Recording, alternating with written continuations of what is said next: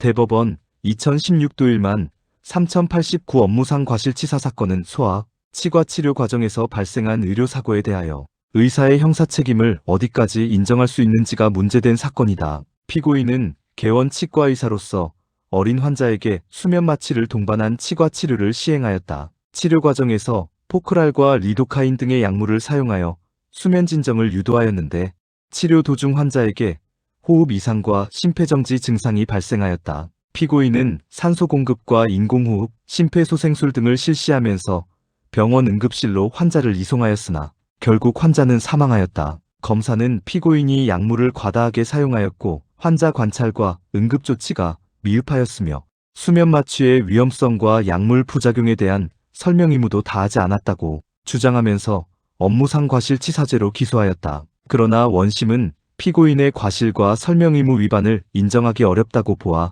무죄를 선고하였고 대법원도 이를 그대로 유지하였다. 대법원은 먼저 의료과실 판단 기준에 대하여 설명하였다. 의료사고에서 의사의 과실 유무는 같은 업무와 직종에 종사하는 일반적인 의료인의 죄의 정도를 기준으로 판단하여야 하고 당시의 의료 수준과 의료 환경, 의료행위의 특수성을 함께 고려하여야 한다고 하였다. 단순히 환자가 사망하였다는 결과만으로 곧바로 과실을 인정할 수는 없다는 것이다. 대법원은 이 사건에서 포크랄과 리도카인의 사용량이 허용 범위를 벗어났다고 보기 어렵고 약물 혼합 방법 역시 실제 임상에서 사용되는 수준과 크게 다르지 않다고 판단하였다. 또한 속박장치가 환자의 호흡을 직접 제한하였다고 보기 어렵고 환자의 상태를 늦게 발견하였다거나 응급처치가 현저히 부적절하였다고 보기도 어렵다고 하였다. 특히 개원 치과의원의 현실적 의료 환경을 고려할 때 후두경이나 제세동기 같은 전문 응급 장비를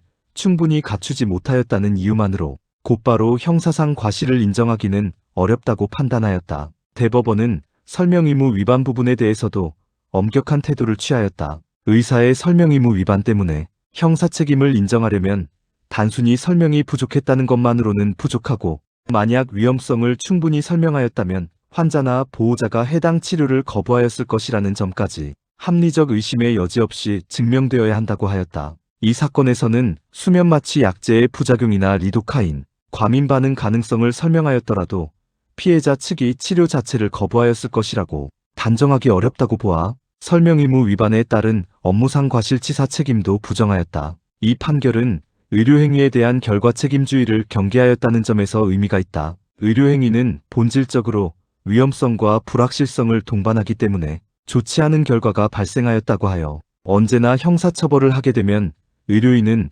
위험한 환자를 기피하거나 과도한 방어적 의료를 하게 될 가능성이 있다. 대법원은 의료 현장의 현실과 평균적 의료 수준을 고려하여 형사책임의 범위를 제한하려고 하였다. 특히 개원 치과의원의 현실을 강조한 부분은 모든 의료기관에 대학병원 수준의 장비와 인력을 요구하기 어렵다는 현실론을 반영한 것으로 볼 수 있다. 그러나 이 판결에는 비판도 가능하다. 우선 환자의 자기결정권 보호 측면에서 보면 설명 의무에 대한 판단이 지나치게 엄격하다는 지적이 있다. 환자나 보호자는 위험성을 충분히 들었다면 치료를 거부할 수도 있고 다른 병원이나 다른 치료 방법을 선택할 수도 있다. 그런데 대법원은 설명이 있었다면 치료 자체를 거부하였을 것이라는 점까지 증명하여야 한다고 보았기 때문에 현실적으로 설명 의무 위반에 대한 형사책임 인정이 매우 어려워졌다는 비판이 가능하다. 또 하나의 문제는 응급장비 기준에 대한 부분이다. 현대 의료 환경에서는 수면진정 치료를 시행하는 경우